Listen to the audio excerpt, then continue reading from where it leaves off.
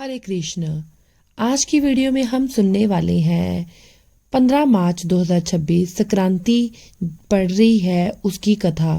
संक्रांति जो है 15 मार्च रविवार को पड़ रही है और इसे हम मीन संक्रांति के नाम से भी जानेंगे। और इस संक्रांति का महापुण्य काल का समय है सुबह 6:30 से लेके 8:30 सबसे शुभ समय है। तो सुनते हैं संक्रांति की कथा।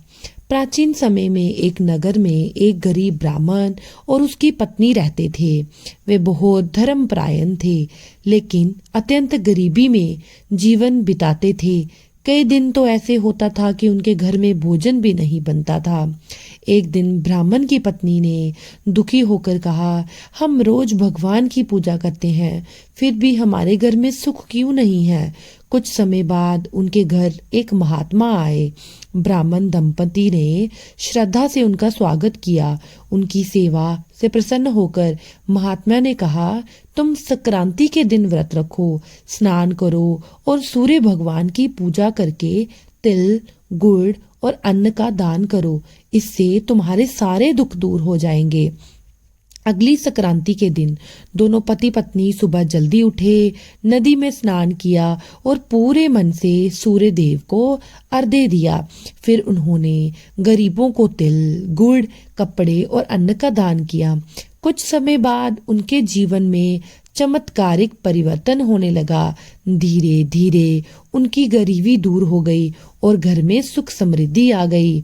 उसी नगर में एक अमीर व्यक्ति रहता था जो बहुत घमंडी था और कभी दान पुण्य नहीं करता था।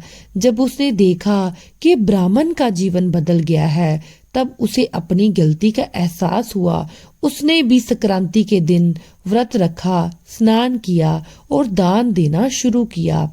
इससे उसके जीवन में भी सुख और शांति आने लगी।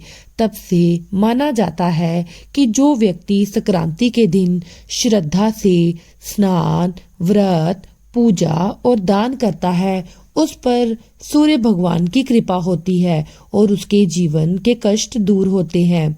अब हम जान लेते हैं संक्रांति व्रत की छोटी सी पूजा विधि। हमें संक्रांति के दिन क्या करना चाहिए ताकि हमारा जो व्रत हम रख रहे हैं वो अच्छे से पूरा हो सके। पहली बात, हमें सुबह जल्दी उठकर जो है वो स्नान करना है। और जब हम स्नान कर लेते हैं उसके बाद स्वच्छ वस्त्र पहन लेते हैं, अपने पूजा रूम में चले जाएं। दूसरा कार्य जो हमें संक्रांति के दिन करना वो है तांबे के लोटे से सूर्य को जल अर्घ्य करना है उस दिन। और जल अर्पण करते हुए सूर्य भगवान को एक ही मंत्र का जाप करना है और वो है ओम सूर्याय नमः।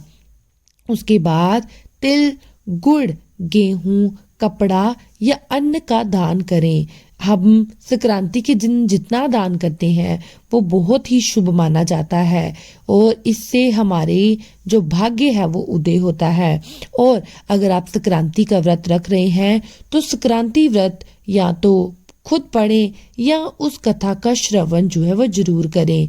इस दिन कौन सी चीजें दान देना बहुत शुभ मानी जाती हैं?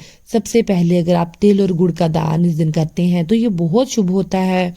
कंबल दान कर सकते हैं, कपड़े दान कर सकते हैं, अनाज दान करें और गाय को रोटी जो है वो अवश्य खिलाएं, क्योंकि गाय को रोटी खिलाने से हमारे जितने भी हमने अधर्म या हमसे कोई गलती हुई है तो भगवान हमारी उस गलती को क्षमा करते हैं और हमारे जीवन में सुख संपत्ति जो है वो शाती है। तो इस बार संक्रांति का पर्व 15 मार्च 2026 को मनाया जा रहा है और इसे हम मीन संक्रांति कहते हैं, क्योंकि इस दिन सूर्य भगवान मीन राशि में प्रवेश करते हैं, इसलिए इसे हम मीन संक्रांति के नाम से जानते हैं। इस दिन भगवान सूर्य की पूजा करनी चाहिए।